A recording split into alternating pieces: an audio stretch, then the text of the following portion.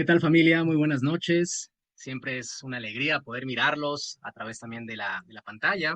Te animo a que puedas prender tu cámara para que podamos interactuar, puedas estar también atento del chat y podamos también ahí tener una reunión en la que estemos conectados también. Si estás ahorita haciendo algo, pues postergarlo para que podamos escuchar juntos la palabra de Dios, podamos estar conectados, podamos estar en sintonía. Y pues, como sabes, hemos estado estudiando durante varias semanas, ya algunos meses, un libro que se titula Mi experiencia con Dios. Hemos llegado ya a la unidad número 10. Y pues, ¿cómo te has sentido en estas semanas de estar estudiando este material? ¿Cómo te has sentido en los grupos pequeños? ¿Cómo te has sentido al memorizar la escritura, al escuchar a nuestros hermanos también lo que Dios está haciendo en sus vidas? También es muy, muy valioso poder compartirlo. Y déjame decirte, hermano, que estamos entrando en una nueva fase porque hemos tenido ese ciclo donde teníamos que aprender a conocer y hacer la voluntad de Dios como individuos, en donde hemos estado hablando acerca de estas realidades, en donde Dios siempre está trabajando, Él está buscando una relación continua de amor, Él nos invita a unirnos a su obra, Él nos habla de diferentes maneras a través del Espíritu Santo, la Biblia, la oración, las circunstancias, las iglesias. ¿Para qué? Para mostrarse a sí mismo, pero también cuál es su propósito y cuáles son sus caminos. Y bueno, él también en las invitaciones que tenemos con Dios, también a veces nos conducen a algunas crisis de fe que requiere confianza y acción. Yo sé que muchos de mis hermanos han pasado crisis de fe quizás las últimas semanas y el estudiar esto ha sido muy refrescante porque es parte de la vida cristiana. Pero a veces no se nos ha dicho que tenemos que hacer esos ajustes para unir nuestra vida a la vida de Dios. Y finalmente es cuando podemos llegar a conocer a Dios por medio de la experiencia, siempre y cuando también haya obediencia. Te hablaba de una primera fase en donde estudiamos precisamente esto como individuos de manera pues personal, pero estamos por también iniciar una de forma colectiva. ¿Y por qué de forma colectiva? Porque precisamente es en la unidad 10 donde el libro da un pequeño giro, en donde ahora vamos a profundizar en cómo hacer y cómo conocer la voluntad de Dios, pero como iglesia, es decir, colectivamente. Y estas nueve unidades para mí han sido fascinantes. Yo sé que ha habido muchas expectativas, quizás al principio, el vocabulario del libro, quizás no estamos acostumbrados a ciertos tipos de materiales, pero mi deseo es que estés disfrutando todas estas enseñanzas que son apropiadas para nuestra relación con Dios. ¿De qué manera? Deseo que hayamos afianzado el desarrollar un hábito diario, porque este programa, este plan, te obliga a estar cada día, a estar al pendiente, porque sabes que el fin de semana también vamos a conectarnos en grupos pequeños. Y sabes, el tiempo diario con Dios en la vida cristiana, hermanos, no es negociable. No es negociable. Y al final es un resultado también de búsqueda. Este estudio tiene como propósito provocar en la vida del creyente, del discípulo, que dediquemos tiempo a la lectura, a la oración, a la meditación. Y si no lo hemos logrado, hermanos, no nos demos por vencidos. Tenemos que seguir luchando porque desarrollemos este hábito. Nos quedan 3 semanas, 21 días. Dediquemos cada día durante estas 3 semanas para que generemos ese hábito. Entonces, hermanos, vamos a entrar en una nueva fase. Espero que estés atento porque vamos a ver hoy la iglesia, que es muy importante, que prestemos atención para conectarnos todos, hermanos, y no sin antes también, pues felicitar a todos mis hermanos que queremos ser como niños. Jesús decía que vayamos a aquellos que son como niños, porque el reino de los cielos le pertenece a los que son como aquellos pequeñitos. Yo sé que muchos hemos pasado ahí etapas de nuestra vida muy importante, pero el corazón de un discípulo siempre tiene que estar conectado con la vida también y muy en similitud a la de un niño. Quiero comenzar, hermanos, antes pues de entrar en materia, hablándote de un testimonio del que habla el libro. Me pareció muy interesante. Y quiero leerte lo que dice este testimonio. Es de una creyente llamada Eva Bates. Y quiero leerte lo que expresa también el libro al respecto. Dice que ella era una viuda jubilada que vivía en una granja. Era una de las mujeres más dedicadas a la oración que había conocido la iglesia. La llamaban a la hermana Bates una hermana, una rodilla. ¿Por qué? Porque había puesto en el cuerpo una poderosa mujer de oración. Él solía enviar a los nuevos creyentes a aprender a orar con la hermana Bates. Ella enseñó a muchos cuando empezaban un ministerio en la universidad. La hermana Bates no sabía cómo funcionaba el cuerpo en cuanto a ese aspecto en particular. ¿Quién podría equiparla para este nuevo ministerio? Pues sin duda el obrero que estaba encargado de la obra estudiantil. Y así lo hizo. Le indicó a Eva cómo orar por la universidad. La hermana no cambió su papel en el cuerpo, simplemente aprendió cómo ser una rodilla para el ministerio de la universidad. A los estudiantes creyentes se les decía cuando vayan a hablar del evangelio con alguien o cuando tengan una tarea en particular en su ministerio, compártanla con la hermana Bates. Ella oraba y así fue que un estudiante llamado Wayne le dijo a Eva, el próximo martes hablaré con Douglas, llévalo en tus oraciones y se puso a orar a la misma hora en que Wayne debía estar con su amigo. Lo hacía así cada vez que alguien le informaba. Y bueno, vemos que aquí había una mano que estaba tocando los predios de la universidad, pero el cuerpo entero estaba conectado y unido entre sí.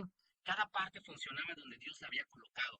De ese modo, esta mano que estaba en la universidad podía ser eficaz por la obra completa de la iglesia. 3 meses más tarde, hermanos, se compartió la buena noticia de que Douglas le había entregado su vida a Cristo. Miraron a la hermana Bates, que estaba conmovida y llorando, porque nunca había visto al joven, pero por 3 meses había orado por él. La pregunta aquí interesante es, ¿quién ganó a Douglas para el Señor? La respuesta es, el cuerpo lo hizo. Hermanos, tenemos una obra en la universidad y hay charlas bíblicas. Ahí quiero enseñarte unas fotos de nuestros hermanos evangelizando en las universidades. Van durante la semana, tienen sus estudios bíblicos, comparten la fe. Hemos conocido a personas las últimas semanas, los últimos meses, también por la intensidad de los hermanos en el que damos una charla bíblica y alguien dice, no es suficiente, necesitamos compartir más la fe, vamos a dar otra charla bíblica. Y así han salido nuevos estudios en la universidad. ¿Qué necesitamos? Necesitamos hermanas y hermanos como Bates. ¿Qué tal esa obra? ¿No te gustaría acercarte a uno de los chicos? Oye, ¿con quién estás estudiando la Biblia? Oye, ¿por quién puedo orar? ¿A qué hora es tu estudio bíblico con tal persona? Yo voy a conectarme en oración contigo. Esto es algo fascinante, hermanos, que tenemos que hacer. Porque cuando una iglesia permita que se exprese la presencia y la actividad de Dios, un mundo que observa será atraído hacia él. Acompáñame a orar para poder desarrollar un poquito más lo que estamos hablando acerca de la iglesia. Querido Padre Celestial, en esta linda noche queremos primero darte las gracias por el corazón de mis hermanos, el servicio que prestan también a la iglesia. Padre, te pido que nos reveles cuál es nuestro don, cuál es nuestro llamado. Te agradezco, Dios, porque tú eres fiel, tú eres poderoso, tú nos acompañas. Y hoy quiero rogarte que guíes este estudio bíblico, Dios, que Padre, si alguien nos está mirando en las redes sociales, o aún si alguno de mis hermanos en este momento comparte, Dios, la liga para que alguien más pueda escuchar cuál es el propósito de la iglesia. Te pido que, Padre, pueda en verdad ver que la iglesia tiene algo poderoso, Señor, cuando está unida, Dios. Y es lo que hoy queremos mirar también en las escrituras y también en algunos pensamientos que vale la pena considerar, Dios. Alabado seas, Rey del cielo todopoderoso. Es en Jesús en quien te oramos y pedimos todas estas cosas. Amén. Una pregunta, hermanos, y es, ¿cómo podemos llegar a ser la iglesia? ¿Cómo es que podemos llegar a ser la iglesia bíblica, la iglesia de Dios? Y hay algunos aspectos bien interesantes, unos puntos, y que tenemos que considerar, es que tenemos que entender, hermanos, que la iglesia es creación de Dios. Él la diseñó, la iglesia no es la invención del hombre, aunque a veces así se exprese. Dios formó la familia para que las personas puedan desarrollar de forma diferente y poderosa su espiritualidad, sus emociones, se puedan desarrollar socialmente. Porque Jesús dijo unas palabras cuando estaba hablando con Pedro, le dijo, sobre esta piedra edificaré mi iglesia. Son las palabras que ocupa Jesús, mi iglesia. O sea, la iglesia es propiedad de Cristo y Cristo es quien la edifica.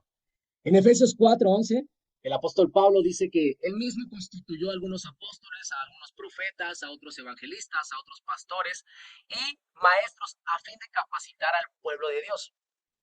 ¿Para qué? Para que la obra del servicio de verdad pueda ser funcional. Vemos que Dios hace una serie de cosas para edificar su iglesia a través del liderazgo, a través de los evangelistas, a través de diferentes personas que constituyen este cuerpo.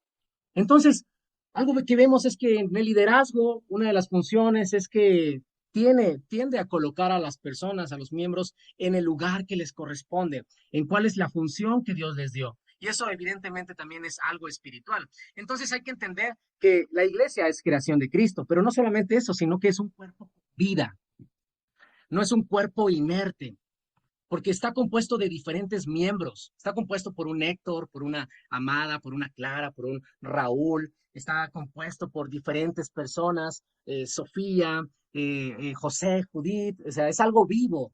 Y precisamente en Corintios nos dice, todos ustedes forman parte del cuerpo de Cristo y cada uno de ellos dice que es un miembro necesario. Hermanos, la iglesia no es un edificio. Eso lo entendemos y lo sabemos muy bien, pero la iglesia tampoco es una actividad.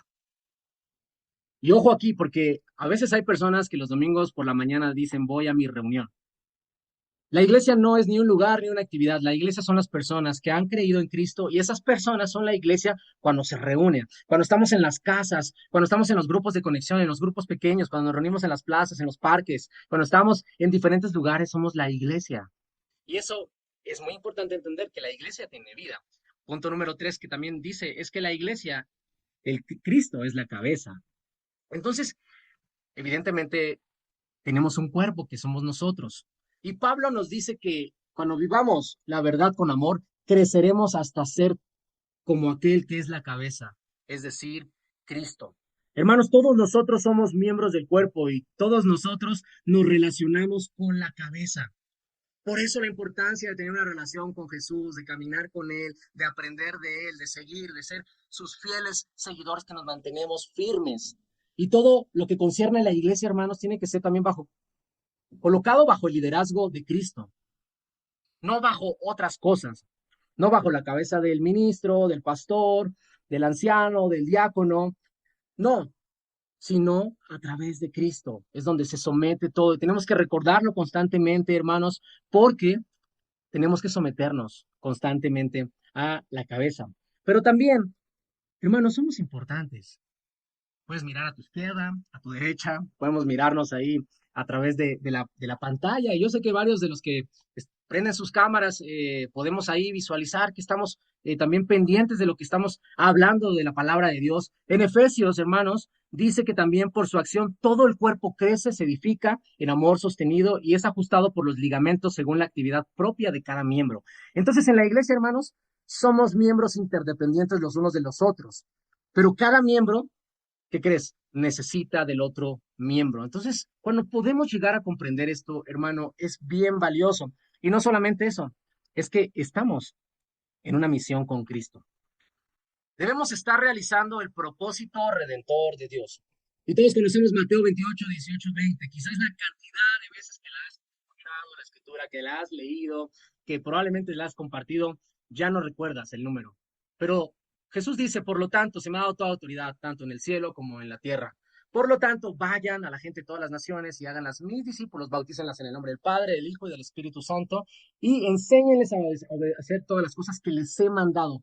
Por mi parte, yo estaré con ustedes todos los días hasta el fin de los tiempos. Hermanos, la iglesia está en misión con Cristo.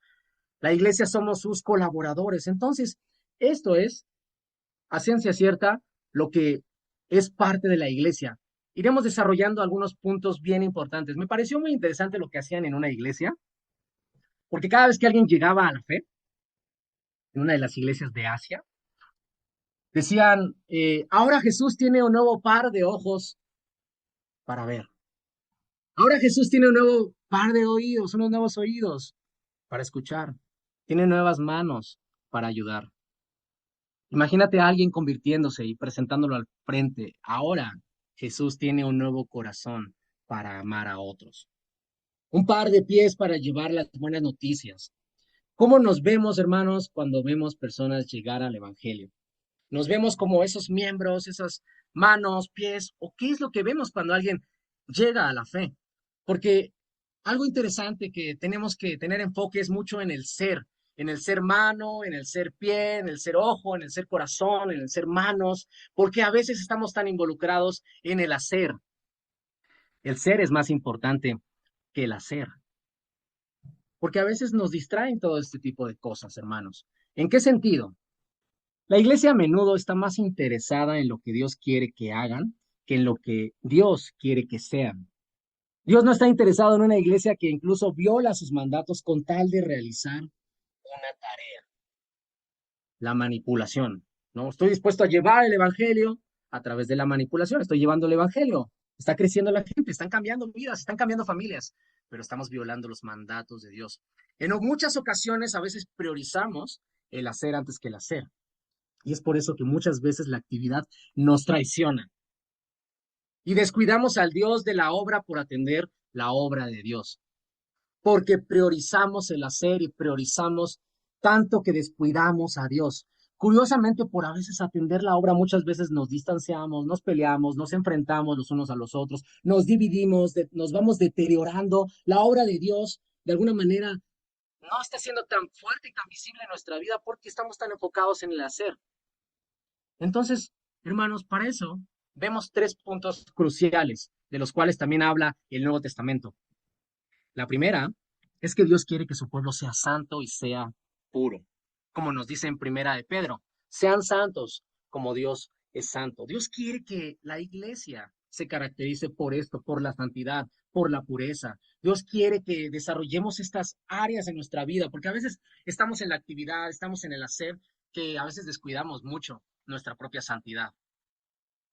Y empieza el orgullo, y empieza la deshonestidad, y empiezan tantas cosas, hermanos, que nos van apartando de la santidad de Dios. Y no solamente eso, Dios también quiere que su pueblo se muestre unido. Hermanos, Jesús oró por la unidad. Juan 17, una oración poderosa, preciosa, maravillosa, porque la unidad es poderosa. Escríbeme en el chat qué entiendes por sinergia. ¿Qué entiendes por el término sinergia? Puedes ponerlo en el chat. ¿Qué entiendes, hermano, por este término? ¿Qué es la sinergia? Y te pregunto porque vamos a hablar acerca un poco de la unidad. Ok, aquí nos dice Nadia que actúan juntos hacia un mismo fin. Wow, buena definición. Itzel, conexión. José y Judith, una acción continua. La suma de fines, unión de fuerzas. Fíjate, sinergia es un término que se utiliza mucho en diferentes ámbitos, sobre todo en los negocios, en los empresariales. Pero ¿qué es? Y ya mucho de lo que han expresado tiene mucha relación con eso. La sinergia quiere decir que es el resultado del trabajo en unidad, cuando y es mayor que la suma de las individualidades. Eso quiere decir, hermanos, escucha, es el resultado del trabajo en unidad cuando es mayor que la suma de las individualidades. Hay un experimento muy interesante que se hizo en caballos.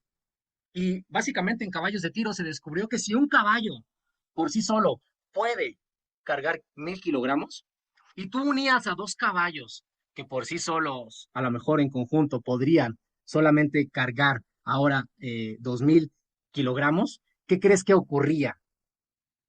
¿Qué crees que ocurría? Podían con 2500 y a veces más. Así funciona la sinergia. La sinergia tampoco es un invento contemporáneo, la sinergia está en la Biblia. Levítico 26:8 dice, 5 de ustedes perseguirán a 100 y 100 de ustedes perseguirán a 10,000. Todos sus enemigos caerán bajo su espada. Entonces, si vemos esta conversión, 100 deberían perseguir a 2000, pero el texto nos dice, no, no son 2000, dice 10,000, o sea, 5 veces más.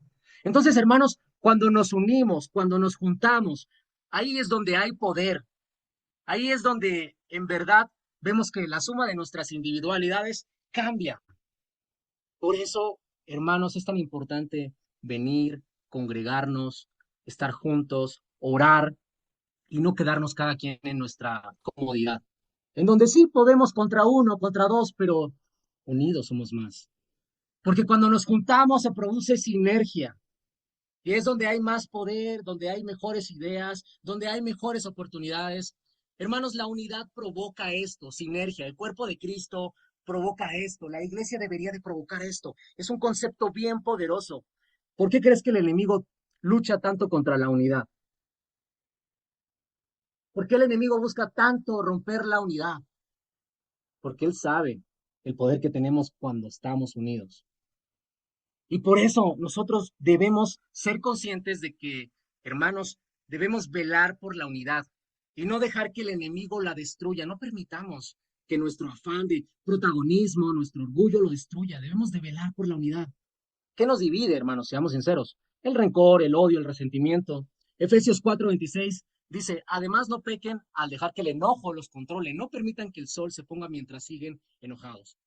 Pregunta, hermanos, ¿cuántos soles han cambiado y sigues sin perdonar a tu hermano? ¿Cuántas soles? ¿Cuántas noches? ¿Cuántos días? ¿Cuántos meses? ¿Cuántos años? Y sigues sin perdonar, sigues sin estar unidos. Para Jesús era tan importante la unidad que cuando envía a los 70 o 72 en algunas otras versiones, dice que fueron enviados de dos en dos.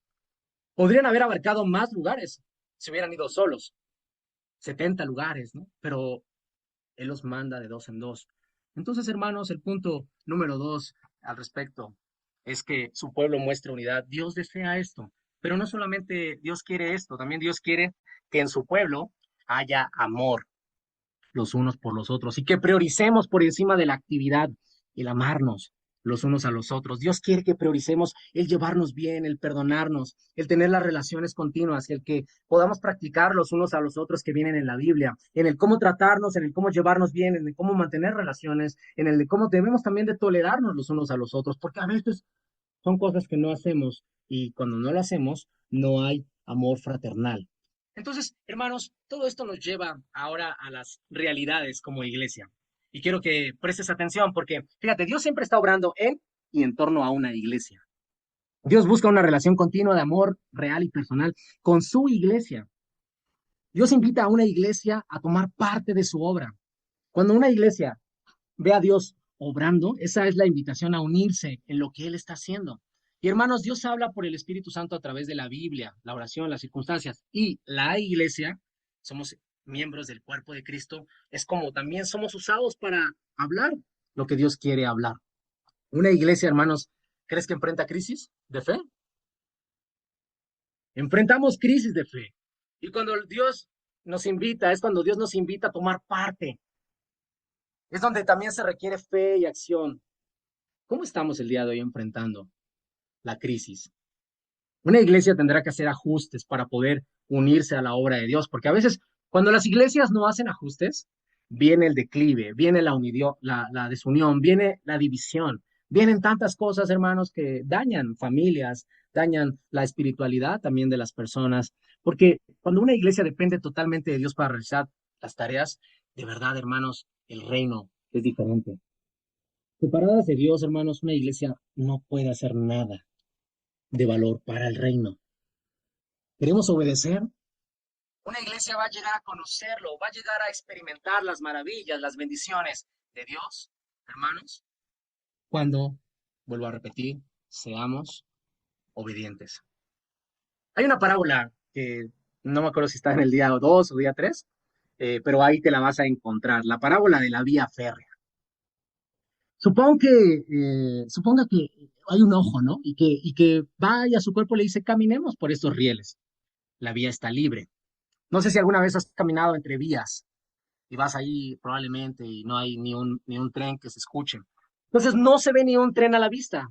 De modo que empiezas a caminar por esta vía férrea, pero de pronto el oído le dice al cuerpo, oigo un silbato que se acerca. Su ojo dice, no hay nada en la vía hasta donde yo puedo ver. Sigamos caminando. De modo que su cuerpo obedece al ojo y sigue avanzando. El oído le dice, el silbato es más fuerte, el tren se acerca. Entonces los pies dicen, siento el estremecimiento de la tierra por un tren que se avecina. Mejor saquemos los cuerpos de los rieles. Quiero preguntarte, hermano, ¿tú qué harías bajo esta circunstancia? Si tú fueras este cuerpo físico, ¿qué harías? Número uno, ¿saldrías de la vía férrea lo más rápido posible? Inciso B, y puedes ponerlos en el chat. ¿Pondrías o pedirías una votación de todos los miembros y elegir lo que la mayoría decida? O sea, le dirías oído, le dirías a la mano, le dirías al pie, le dirías a la boca, le dirías, no sé, a la nariz. Y si la mayoría gana, ¿esa sería la decisión que tomarías y te mantendrías en las vías del tren? ¿O procurarías ignorar el conflicto esperando a que se acabe todo? ¿O confiarías en tu ojo y seguirías caminando porque tu ojo nunca te ha fallado? ¿Qué haces, hermano? Sinceramente, salir lo más pronto posible. ¿Ves, hermano, cómo el cuerpo es bien importante escucharlo? Porque, hermanos, la iglesia funciona como un cuerpo, una unidad con muchos miembros que están participando en la obra. La vida de cada miembro depende de estar vinculado a los demás, de parte del cuerpo, ese vínculo. Y a veces, hermanos, hacemos mucho énfasis, y me incluyo, en que la vida del discípulo depende de su decisión personal, de que la salvación es personal, que no por haber nacido a lo mejor en una familia cristiana te conviertes en cristiano, que tienes que tomar tus propias decisiones, ¿no? Que Dios tiene hijos, pero no tiene nietos. Y a veces tomamos estas actitudes. Cada uno, hermanos, sí, de forma particular y voluntaria e independiente, decide seguir a Cristo. Y esto es muy cierto, pero también es verdad que una vez que decides seguir a Cristo, tu vida a partir de ahí depende de tu vinculación con el resto de los discípulos, el resto del cuerpo. No podemos estar fuera del cuerpo. O sea, un cuerpo, ¿no? Imagínate, un cuerpo sin una mano es un cuerpo manco, una iglesia manca. ¿Y cómo sería una mano sin un cuerpo? Sería algo muy extraño, ni siquiera tendría vida. Tenemos que reconocer, hermanos, que hay que vivir en interdependencia, que yo tengo que ser interdependiente con Raúl, con Vero, con Héctor, tengo que ser interdependiente con cada uno de ustedes, hermanos, y tenemos que reconocer que hay que vivir de esta manera, que nos necesitamos, que necesitamos estar vinculados, unidos los unos a los otros, porque si no servimos, si no estamos unidos, nos morimos. ¿Qué pasa cuando alguien se corta un dedo? Tiene poco tiempo para ponerlo en hielo, para hacer una serie de circunstancias, para tapar tu mano, para que puedan volver a unirte el dedo. Pero si de pronto dices, no, pues tranquilo, no pasa nada. No, sí pasa, ese dedo muere. Y a veces no somos conscientes de ello, hermanos. Y hermanos, en la iglesia pues también hay dones. Y aquí también quiero hacer mucho énfasis. A cada uno se le da una manifestación especial del Espíritu para el bien de los demás. Y lo primero que tenemos que entender, hermanos, de acuerdo también a este texto, es que Dios es quien decide y determina la función que nos corresponde dentro del cuerpo. Aquí en Primera de Corintios nos habla acerca de los dones espirituales. O sea, Dios es quien, a cada quien le da una manifestación especial, ¿no? Dios es quien decide si eres boca, si eres oreja, si eres pie. Dios lo determina, no somos nosotros. Que un día despertamos y dijimos, ah, qué lindo se sentirá ser evangelista, pastor, anciano, diácono, ¿no? Y de pronto despertamos y dijimos, sería bien padre hacer eso, ¿no? No, la cosa no funciona así. La cosa en la iglesia es diferente, porque Dios es quien levanta, Dios es quien decide, y nosotros tenemos que descubrir qué es lo que somos. Porque cada discípulo tiene una manifestación especial, cada discípulo tiene un don. Y hay veces que pensamos que los dones nos hacen brillar a nosotros. Esto es una equivocación, hermanos. Los dones no es para que brilles. Los dones es para que brille Dios a través de nosotros. Son para que Dios hable a través de nosotros. Son para que Dios inspire a la congregación, para que conduzca la adoración a través de nosotros. Son para que consuele a los que están desanimados. Repito, hermanos, no es para que brillemos nosotros, es para que brille Dios. Y si esta ha sido tu motivación, has vivido equivocado. Los dones es para que Dios se manifieste. Dios brille a través de nosotros. Entonces, hermanos, a través de nuestras vidas, Dios es glorificado. Es a través de nuestras vidas que las personas son atraídos a Él. Y necesitamos reconocer, hermanos, también qué somos. Tenemos que reconocer, hermanos, que si nuestra función dentro del cuerpo no edifica a nadie, puede ser que estemos confundidos en nuestra función. ¿Qué tal la alabanza? A veces podemos confundirnos, ¿no? Y pensar que tal vez nuestra voz, ¿no? Tiene a lo mejor cierto don, cierto talento, pero no es así.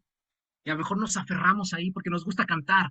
Pero esto no se trata de que si te gusta cantar, sino los dones no es para que tú te deleites, no es para que tú te sientas bien. Los dones es para que se sienta bien la iglesia, es para que los demás sean edificados, sean construidos con tu servicio, sea Dios glorificado. Y cuando tú hablas, hermano, de verdad que es bien, bien, bien importante.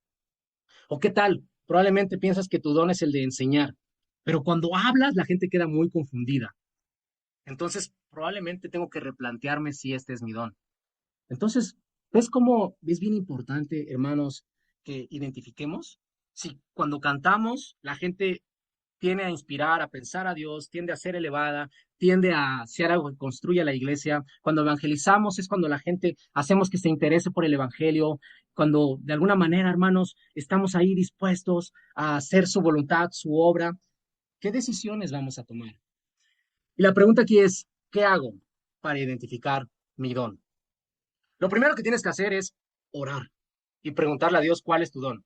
Y segundo, mi recomendación es que te ofrezcas, que vayas con algún líder, con algún responsable de algún ministerio y que le digas, lo que necesites, aquí estoy.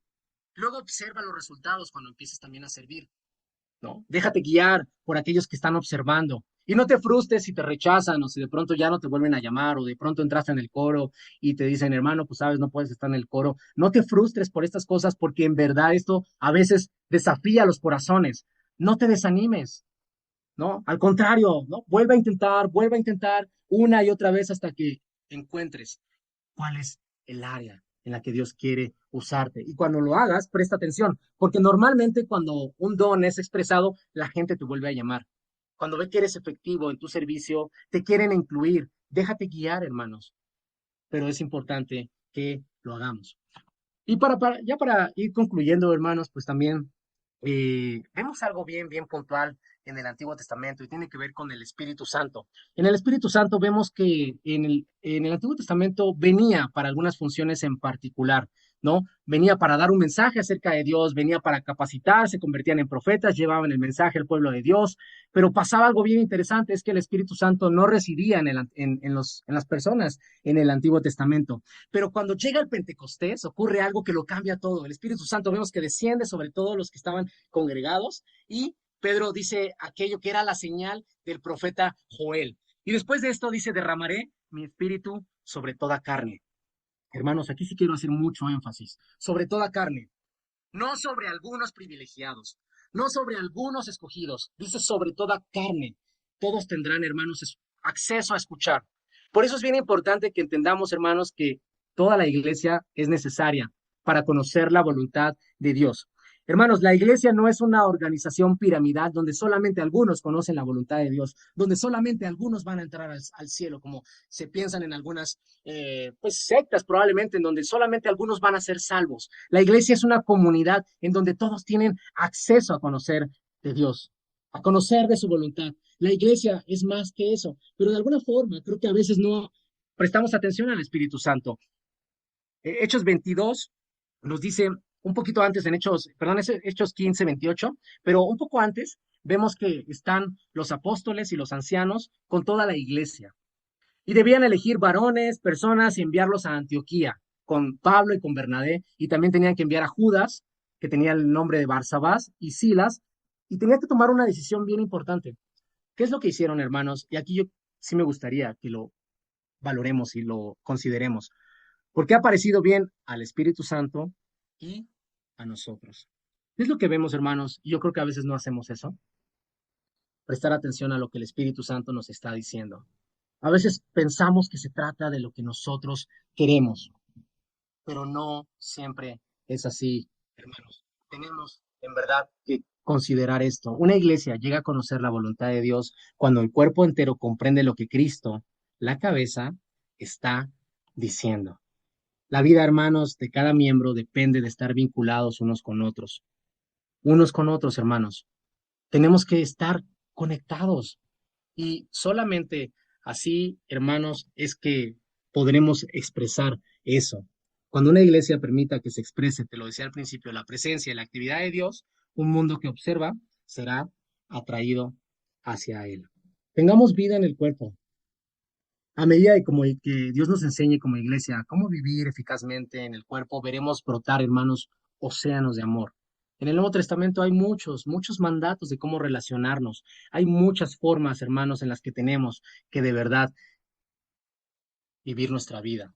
Te animo a que puedas estudiar Romanos 12, en donde hay algunas pautas para el cuerpo de Cristo, en donde nos dice finalmente que tenemos que ofrecernos como sacrificios vivos y santos, tenemos que ser transformados, nuestra mentalidad, no ser orgullosos, no haber arrogancia, valorar a cada miembro, apreciar los dones de cada uno, amarnos, servirnos siempre, perseverar en la oración, ayudar al necesitado, empatía con otros y nada de rivalidades ni venganzas. Estas son pautas divinas para el cuerpo de Cristo. Y es así cuando una iglesia llega a conocer la voluntad de Dios, cuando el cuerpo entero llega a comprender lo que Cristo quiere que haga. Hermanos, ese es el estudio de esta noche. Es muy extenso porque la iglesia, de verdad, hermanos, abarcarlo en 40, 35 minutos Es muy poco tiempo, pero yo espero que esto nos anime a poder discernir y estar conscientes de lo que Dios quiere estar trabajando en nuestra vida. Por último, hermanos, pues la escritura de memoria, no olviden Romanos, poder profundizar en ella. Y dice, así nosotros, siendo muchos, somos un cuerpo en Cristo y todos los miembros son los unos de los otros. Esa es la escritura para memorizar. Y pues bueno, repasar esta unidad, les mandaremos las preguntas de discusión para que podamos seguir aprendiendo en comunidad. Hermanos, este es el mensaje de esta noche. Que Dios les bendiga y nos vemos el domingo.